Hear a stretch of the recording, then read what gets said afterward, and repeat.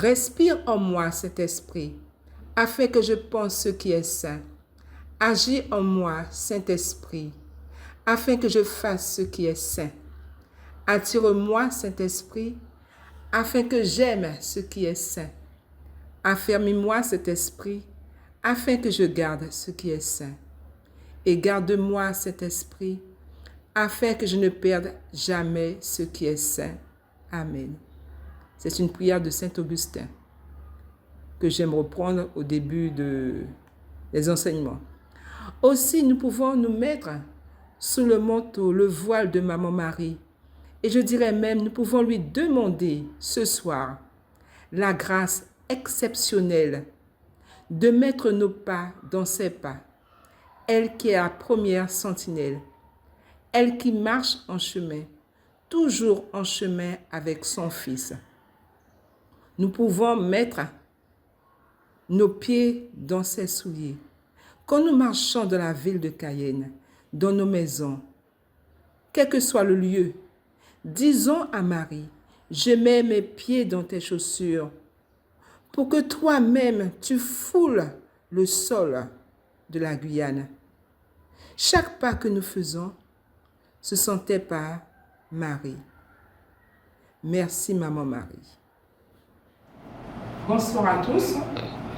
Voilà, donc j'ai la joie de vous présenter le thème de ce soir, Deviens sentinelle pour ton Dieu, avec comme référence biblique Isaïe, chapitre 52, verset 18, et Marc, chapitre 14, verset 38. Je vais donc d'abord vous présenter le plan. Après l'introduction, nous aurons une réflexion sur le titre. En deuxième point, c'est quoi être sentinelle, puis être guetteur. En quatrième point, le commentaire biblique d'Isaïe 52, verset 8 et de Marc 14, 38. Nous allons prendre en exemple Ézéchiel, sentinelle de Dieu. Le sixième point, comment devenir sentinelle pour le Seigneur. Puis nous aurons une forme de conclusion, c'est-à-dire un appel à l'engagement. C'est notre sœur Denise, en principe, qui fera ce travail avec vous. Puis nous aurons un temps de prière prophétique.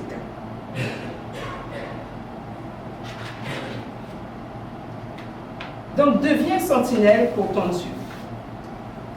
Devenir sentinelle ou guetteur, c'est entrer dans un chemin de vigilance spirituelle. Ce sont deux appels, deux entités qui se complètent. Et nous allons, au début de ce parcours, nous y arrêter. Pourquoi sentinelle? Pourquoi guetteur? Dans les différentes Bibles que j'ai pu consulter, de temps à autre, le terme sentinelle apparaissait, ou bien le terme guetteur. Donc, si vous prenez votre Bible, vous aurez soit sentinelle, soit guetteur, et même parfois veilleur. Quand notre bergère Anne-Marie et son noyau m'a demandé de produire un enseignement sur ce thème, deviens sentinelle pour ton Dieu, je ne m'y attendais point à un tel investissement, tant dans la prière, la réflexion, la rédaction, etc. Mais ce soir, avant de commencer cette catéchèse, nous sommes déjà sentinelles et guetteurs, car nous sommes dans la louange, dans l'intercession. Depuis quelques jours, nous nous sommes focalisés sur cet événement. Nous avons tous pris la décision de participer, puisque vous y êtes. Certains étaient en train de préparer spirituellement cette soirée par des temps de prière, les autres sur la brèche ou aux aguets. Toujours est-il, le cœur, l'esprit, le corps, la volonté, tout cela était en mouvement. Donc nous prenons la première partie, la réflexion. Quand nous analysons le titre « Deviens sentinelle pour ton Dieu », nous sommes confrontés au terme « deviens ». Devenir, c'est passer d'un état à un autre, c'est-à-dire changer, évoluer et transformer. Devient un impératif présent du verbe devenir. Nous savons que l'impératif est utilisé pour donner des ordres ou des conseils à quelqu'un. Nous trouvons tout cela, bien sûr, dans le dictionnaire. Nous aurions pu aussi avoir comme titre « Dieu t'appelle à devenir sentinelle ». D'emblée, dans ce cas, nous pouvons dire que Dieu est à l'origine de l'appel, un appel divin, donné avec toute son autorité. Il est la genèse, la source de la mission. Il nous donne un rôle particulier. Ce n'est pas une invitation banale, simple. Il nous appelle à être sentinelle.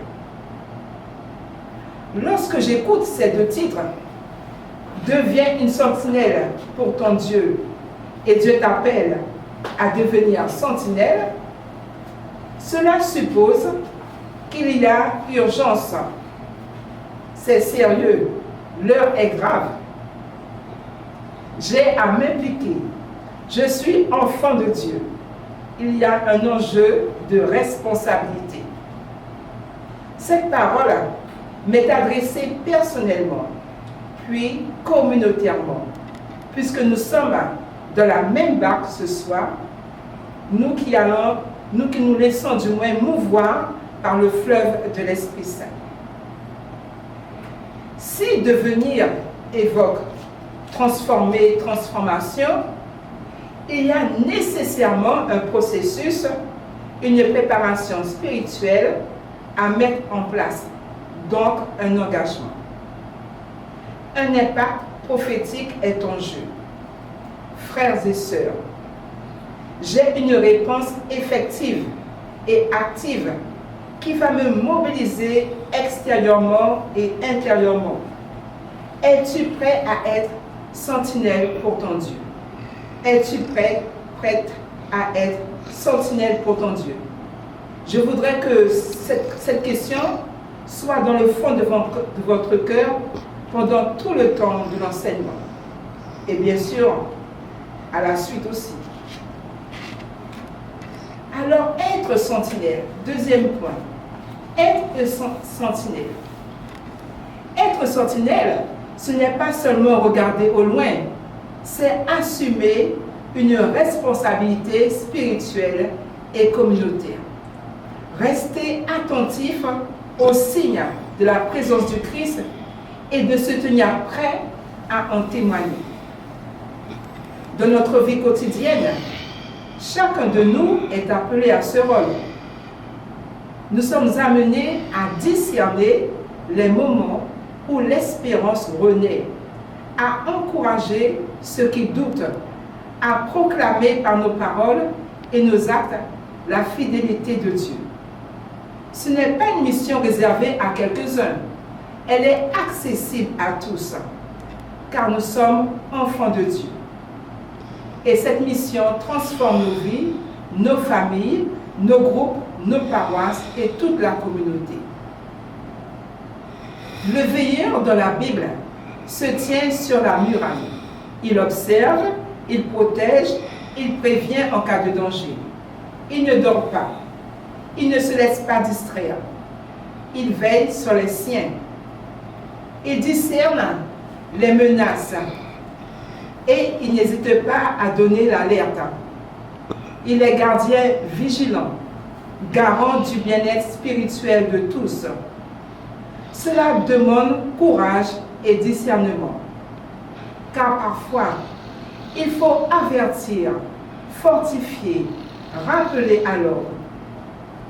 La sentinelle n'est pas une simple spectatrice, elle est une actrice spirituelle, celle qui se tient à la brèche, comme le dit le prophète Ézéchiel.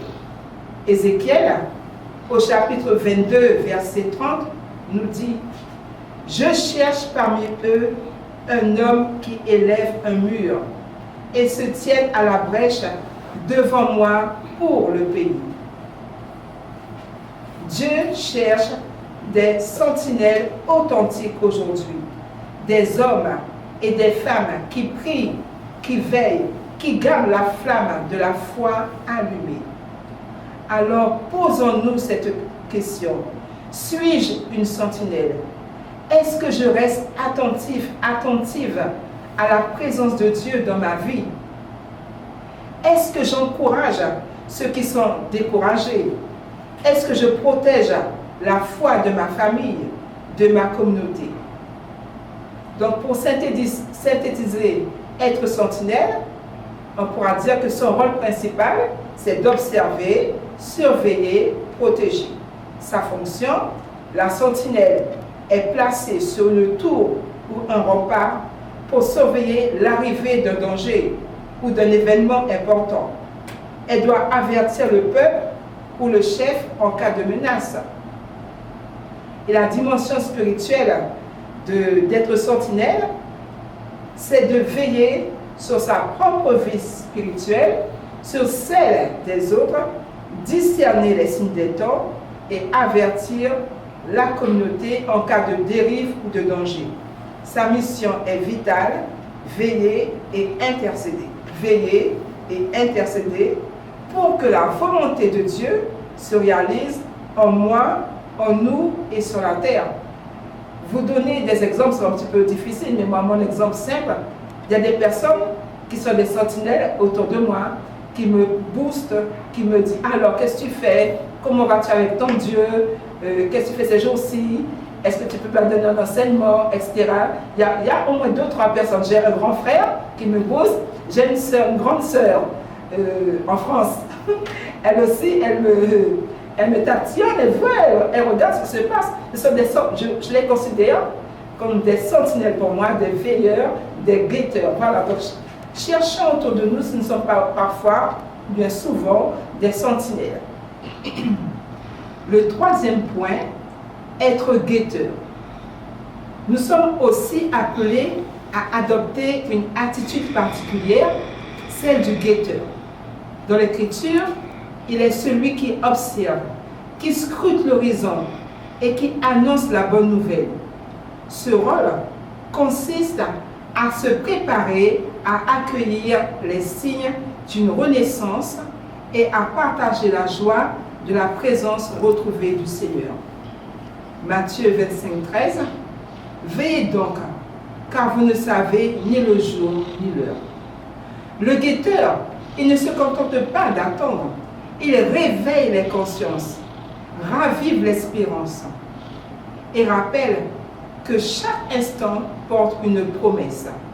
Son regard attentif et son appel confiant favorisent l'unité et ouvrent les cœurs à la rencontre. Comme le proclame Isaïe, « Écoutez, tes guetteurs élèvent la voix. Ensemble, ils poussent des cris de joie, car de leurs propres yeux, ils voient le Seigneur revenir à Sion. » Isaïe 52, chapitre 52, verset 8. Cette mission de guetteur engage chacun de nous. Elle nous appelle à discerner les signes de l'action de Dieu et à disposer les cœurs à recevoir la nouveauté. Ce n'est pas une tâche isolée, mais une responsabilité partagée qui nous unit dans l'attente joyeuse des promesses de Dieu. Ézéchiel, chapitre 33, verset 7, « Fils d'homme, je t'ai établi comme guetteur pour la maison d'Israël. » Le veilleur incarne l'espérance active. Il sait reconnaître la présence de Dieu dans les petites choses et invite à la confiance. Il ne se laisse pas distraire par le tumulte du monde, par le bruit du monde, mais garde son regard fixé sur celui qui vient, le Christ, notre Sauveur.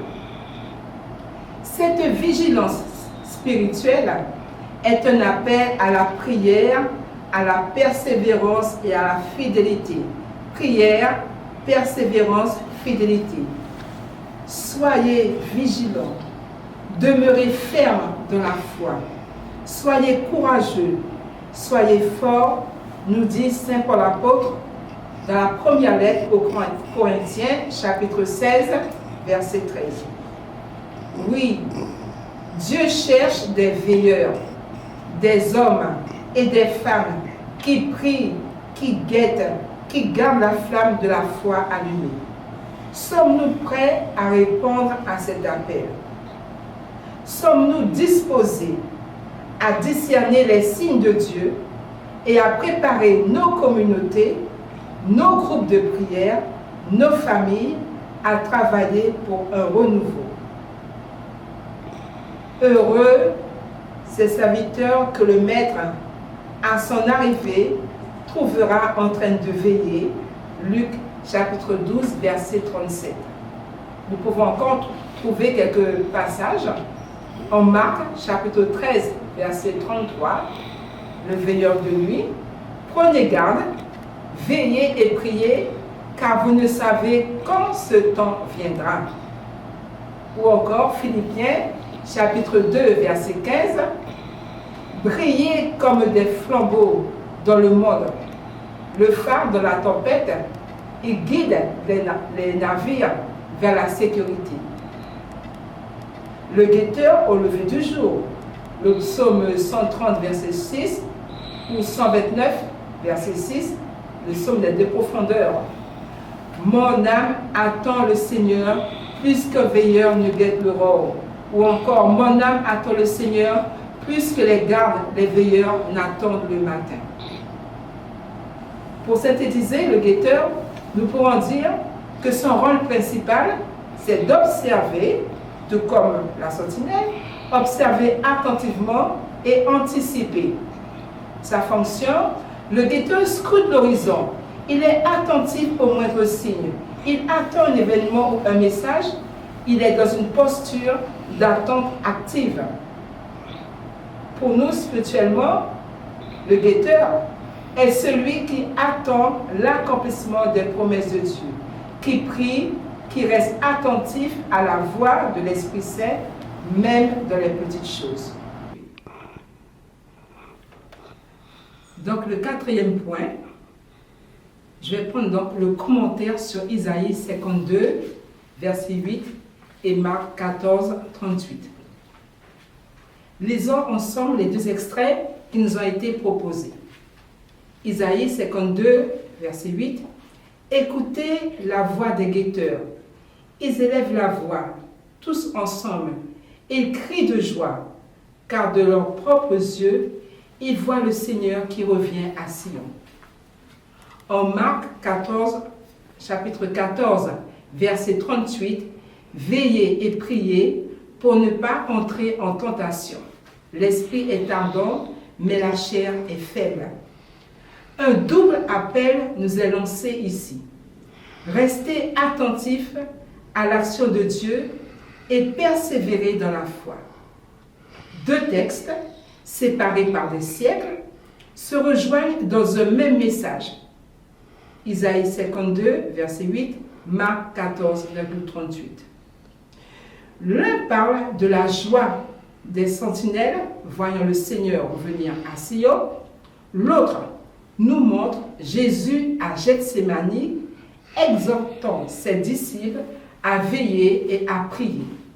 Ces deux passages nous enseignent une posture spirituelle essentielle, la vigilance confiante. D'abord, regardons la joie des sentinelles. La voix de tes sentinelles retentit. Elles élèvent la voix. Elles poussent ensemble des cris d'allégresse, car de leurs propres yeux, elles voient que l'Éternel ramène Sion. Isaïe s'adresse à un peuple meurtri par l'exil. Jérusalem est en ruine, mais voici une promesse. Dieu revient à Sion. Les sentinelles postées sur les murailles voient de leurs propres yeux le Seigneur restaurer son peuple. Elles crient de joie, elles proclament la paix. Pour nous, comme ces guetteurs, nous sommes appelés à discerner les signes de la présence de Dieu, même dans nos déserts, nos épreuves. Dieu n'abandonne jamais son peuple. Il revient pour restaurer ce qui est brisé. Nous pourrons aussi demander dans le fond du cœur la grâce de la restauration. Regardons maintenant Marc au chapitre 14, verset 38.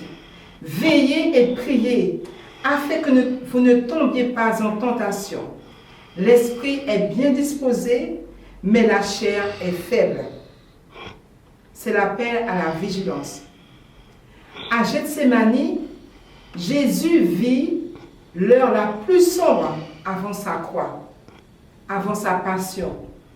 Il dit à ses disciples, veillez et priez pour ne pas entrer en tentation. L'esprit est ardent, mais la chair est faible. Ce verset révèle notre combat intérieur. Nous voulons suivre Dieu, mais notre nature humaine est fragile. Jésus nous donne le remède, la prière et la vigilance. Dans nos luttes quotidiennes, face aux tentations, nous ne pouvons compter sur nos forces. Nous avons besoin de rester connectés à Dieu par la prière. Alors, quel est le message aujourd'hui par rapport à ces deux textes? Ces deux versets se rejoignent sur 3 points. Vigilance, espérance, communion. Nous pouvons le répéter, vigilance, espérance, communion. D'abord, vigilance. Les sentinelles veillent pour voir Dieu agir. Les disciples veillent pour ne pas tomber. Les sentinelles veillent pour voir Dieu agir. Les disciples veillent pour ne pas tomber. Maintenant, le terme espérance. Isaïe annonce la délivrance. Marc prépare à l'accomplissement en Christ. Communion. Les guetteurs élèvent la voix ensemble. Jésus parle à ses disciples en groupe. La foi se vit en communauté. Comment répondre à cet appel? Discerner la présence de Dieu dans nos vies, même dans l'attente. Veiller et prier chaque jour pour rester ferme. Vivre l'unité, c'est-à-dire ne pas s'isoler, mais s'appuyer sur la communauté, sur un groupe. Garder l'espérance parce que Dieu restaure ce qui est brisé. De manière concrète, aussi, méditer la parole, jeûner, prier ensemble. Alors, en finalité, par rapport à ces deux versets, Isaïe et Marc nous invitent à une vigilance joyeuse et confiante. Comme les sentinelles, guettons l'action de Dieu et proclamons sa présence. Comme les disciples, veillons et prions pour rester fidèles. Oui, la chair est faible, mais la grâce de Dieu nous soutient. Persévérons jusqu'à voir de nos propres yeux l'accomplissement de ses promesses. Nous voyons maintenant Ézéchiel. Le 5e point, Ézéchiel choisi comme sentinelle. Nous pouvons même faire toute une catéchèse sur Ézéchiel, mais le temps est court. Donc nous allons nous arrêter à 2 extraits d'Ézéchiel. Ézéchiel chapitre 3, versets 16 à 21 et Ézéchiel chapitre 33, versets 1 à 9. Il y a ici une crise spirituelle. Le peuple d'Israël était endurci dans le péché, idolâtrie, injustice sociale, corruption religieuse, etc. Nous pouvons même ajouter les violences d'aujourd'hui, les situations déplorantes d'aujourd'hui. Beaucoup croyaient que la présence du temple à Jérusalem les protégeait, malgré leur infidélité. Alors Dieu voulait avertir avant le jugement final, c'est-à-dire la destruction de Jérusalem. Quel est le rôle d'Ézéchiel à ce niveau? Dieu établit Ézéchiel comme sentinelle spirituelle. Ézéchiel vient du groupe des sanctificateurs, des groupes de prêtres. Donc Ézéchiel chapitre 3, versets 16 à 21 et Ézéchiel 33, versets 1 à 9. Les conditions d'exercice du ministère comme une sentinelle et le rétablissement d'Israël. La nouvelle mission, c'est-à-dire pour Ézéchiel, guetteur responsable. Une sentinelle, dans le contexte militaire, surveille la ville et avertit en cas de danger. Spirituellement, Ézéchiel devait annoncer la parole de Dieu, avertir du jugement et appeler à la repentance, à la conversion. Sa responsabilité était énorme. S'il avertissait, il était innocent. S'il se taisait, il devenait coupable du sang des pécheurs. Alors nous, est-ce que nous sommes capables d'avertir ou bien est-ce que nous allons nous taire? Voilà la situation pour nous aujourd'hui. D'abord, regardons Ézéchiel, prophète et sentinelle. Ézéchiel, prophète exilé à Babylone, est appelé par Dieu à devenir sentinelle pour Israël. Il doit avertir le peuple des dangers spirituels et transmettre fidèlement les avertissements divins, même si le peuple refuse d'écouter. Cette responsabilité est solennelle. On trouve cette responsabilité en Ézéchiel, chapitre 33, les versets 4 à 6 et le verset 9. Si quelqu'un entend le son de la trompette et ne se laisse pas convertir, et que la glaive vienne le surprendre, son sang sera sur sa tête. Mais si tu avertis le méchant et qu'il ne se détourne pas de sa méchanceté, il mourra dans son iniquité, dans son péché, et toi, tu sauveras ta vie. Mais pour cela, Ézéchiel a dû être préparé par Dieu. Il est resté, quand Dieu lui annonce sa mission de prophète, de sentinelle, il ne part pas tout de suite en mission. Alors pour accomplir cette mission, Dieu fortifie Ézéchiel. Nous allons voir cela en Ézéchiel, le chapitre 3, versets 8 à 9. Ézéchiel, chapitre 3, versets 8 à 9.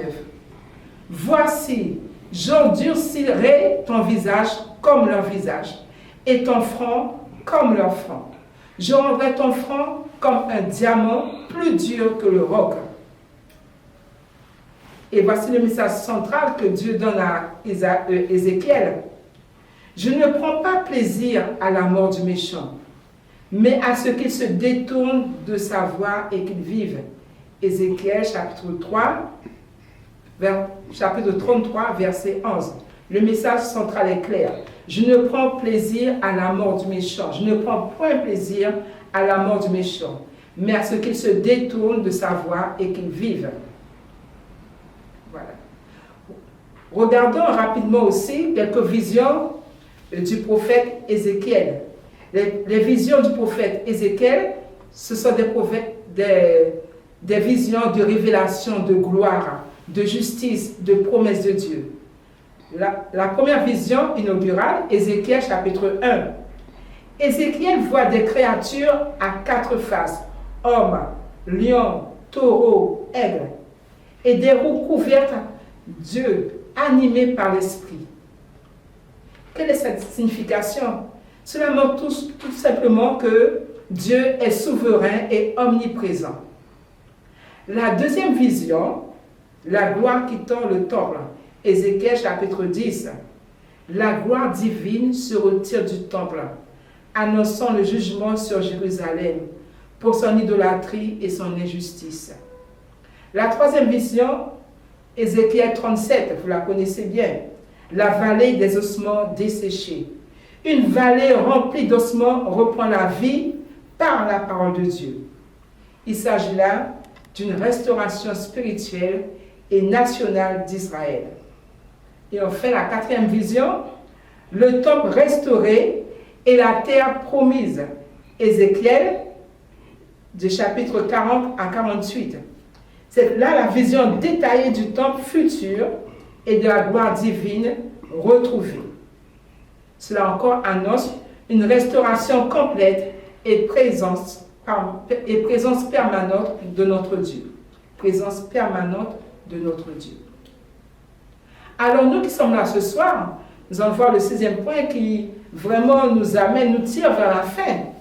Comment devenir sentinelle pour le Seigneur? Devenir sentinelle pour le Seigneur, c'est choisir de veiller et d'intercéder sans relâche à voix haute quand tu le peux ou à voix basse quand tu es dans un lieu public.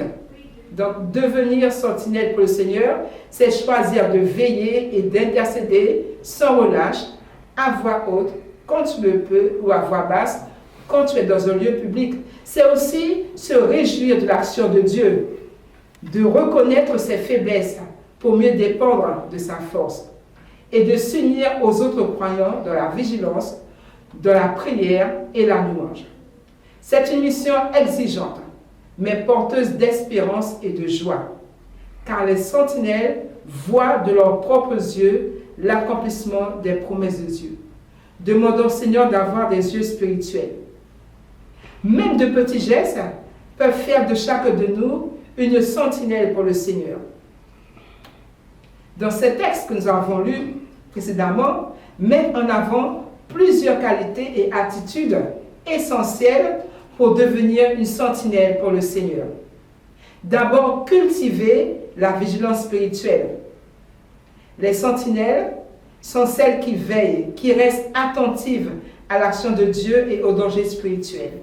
Elles ne dorment pas sur leur mission. Elles observent, discernent et avertissent. Observent, discernent et avertissent. Prends-toi l'habitude de discerner les signes de l'action de Dieu et les dangers spirituels autour de toi. Sois attentif à ce qui se passe dans ta vie, dans l'Église, dans le monde. Les sentinelles sont ceux qui observent, qui restent attentifs aux signes de l'action de Dieu. Je le reprends. Et aux dangers spirituels. Elles ne se laissent pas distraire par le quotidien, mais gardent les yeux ouverts sur ce que Dieu accomplit et sur les besoins de ceux qui les entourent. Ensuite, une deuxième qualité et attitude, la prière constante et persévérante. Jésus exhorte à veiller et prier pour ne pas succomber à la tentation, pour affronter les défis. La prière est la clé, le moyen pour rester connecté à Dieu, recevoir sa force et sa sagesse. Alors mets en place des temps réguliers de prière, seul et avec d'autres. La sentinelle prie non seulement pour elle-même, mais aussi pour les autres. Oui, demande à Dieu de t'aider à rester ferme face à la tentation et à garder un cœur ardent, un cœur fort, un cœur disponible. Donc cela, il est important pour vous, frères et sœurs, et pour moi-même, d'instaurer un temps quotidien de prière. Toujours fidèle à la prière pour rester en communion avec Dieu. Puis, troisième attitude, la joie dans la mise en œuvre des promesses, des œuvres de promesses. Les sentinelles, nous dit la parole, poussent des cris d'allégresse parce qu'elles voient Dieu agir. Donc, être sentinelle, c'est aussi savoir se réjouir de l'œuvre de Dieu et convaincre les autres à espérer. Apprends à reconnaître, à célébrer les interventions de Dieu dans ta vie, à témoigner. Lorsqu'on nous disons dans nos assemblées, témoignez de ce que le Seigneur a fait pour vous, de votre guérison. Voilà, et ça ne... Voilà, il faut oser, mes frères et sœurs, de témoigner de votre guérison. Partager, encourager les uns et les autres. Enfin, la dernière attitude, la lutte entre l'esprit et la chair. Saint Marc nous rappelle bien, la chair est ardente, mais l'esprit est faible. Le texte rappelle que l'esprit est ardent, mais que la chair, le contraire. Que l'esprit est ardent, mais la chair est faible. Devenir sentinelle, c'est reconnaître ses faiblesses et chercher la force de Dieu pour tenir bon, de dépendre du Seigneur. Ne te décourage pas face à tes limites. Confie-les à Dieu et demande-lui sa force. L'humilité est une qualité essentielle de la sentinelle. L'esprit est ardent, mais la chair est faible. La sentinelle n'est pas parfaite. Elle connaît ses limites, mais elle choisit de s'appuyer sur la grâce et la puissance de Dieu pour tenir bon. Alors comment faire? Confesser ses faiblesses à Dieu, demander son aide, chercher le soutien d'un frère, d'un accompagnateur, d'un prêtre, d'un groupe de partage pour avancer ensemble. Et la dernière attitude pour être sentinelle, c'est aussi l'unité de la mission. On n'est pas dispersé, l'unité de la mission. Les sentinelles élèvent la voix ensemble. Donc il y a une unité. Il y a une dimension communautaire. Un appel à l'unité de la vigilance et la louange. Ne pas s'isoler, mais s'entourer ou rejoindre des frères et sœurs dans la prière. Vraiment, frères et sœurs, c'est ce que le Seigneur nous invite à vivre en cette soirée et dans les jours suivants. Alors, en forme de conclusion, je vais plutôt vous inviter à vous activer, à une activation pour renforcer l'engagement.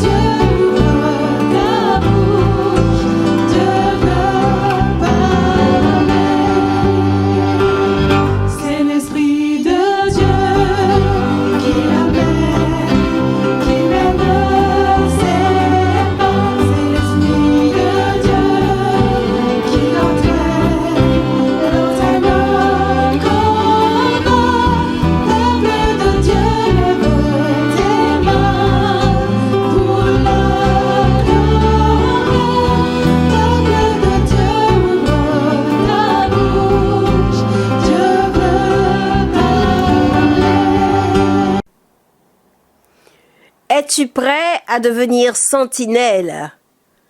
Es-tu prêt à veiller?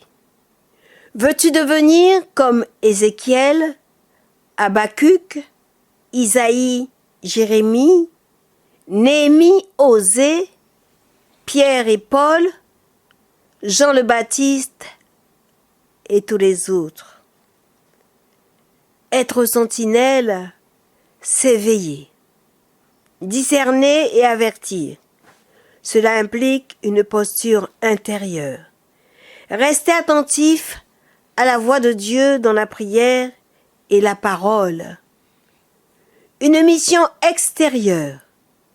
Encourager, prévenir, soutenir la foi des autres. Où Dieu t'invite-t-il à être guetteur? Être guetteur, c'est attendre les signes de Dieu avec foi. Discerner ce qui vient de lui, annoncer l'espérance. Es-tu prêt à répondre à l'appel de Dieu aujourd'hui? Quelle muraille dans ta vie empêche le Seigneur ressuscité d'entrer? L'orgueil? Vouloir tout contrôler? La peur? Refuser de faire confiance? Les blessures non guéries? L'attachement excessif au bien ou à l'image? Demande-toi, qu'est-ce qui t'empêche de laisser Dieu agir librement en toi? Quelle colline dois-tu abattre pour laisser la grâce aplanir ton cœur? Les rancunes? Les jugements? Les habitudes qui éloignent de Dieu? Quel pas concret peux-tu faire pour ouvrir un chemin à la grâce? Dans quel domaine de ta vie es-tu appelé à veiller comme une sentinelle. Où Dieu t'invite-t-il à être guetteur, à discerner ses signes? Sommes-nous prêts à veiller, intercéder et annoncer l'espérance? As-tu déjà attendu avec foi? Quel signe de Dieu as-tu perçu récemment? Quelle faiblesse ou tentation dois-tu confier à Dieu pour recevoir sa force? Comment peux-tu encourager l'unité et la vigilance autour de toi? Es-tu attentif aux besoins des autres dans ta famille, ton groupe, ton travail? Dieu t'appelle-t-il à prévenir, soutenir et défendre la foi, ou à guetter et annoncer la grâce? Frères et sœurs, le monde a besoin de veilleurs. Seras-tu celui qui veille? Seigneur, éternel, Dieu des armées, aujourd'hui, je viens devant ton trône avec humilité et détermination. Je choisis de me tenir sur la muraille, comme une sentinelle vigilante, non par ma force, mais par la puissance de ton esprit. Ta parole déclare: sur tes murailles, Jérusalem, j'ai placé des gardes. Ils ne se tairont ni jour ni nuit. Je réponds à cet appel. Je ne me tairai pas. Je veillerai sans relâche. Seigneur, je refuse le sommeil spirituel. Je m'engage à discerner les temps, à écouter ta voix et à proclamer ce que tu révèles sans compromis. Je me tiendrai à mon poste. Je me placerai sur la tour. Je guetterai pour voir ce que l'Éternel me dira.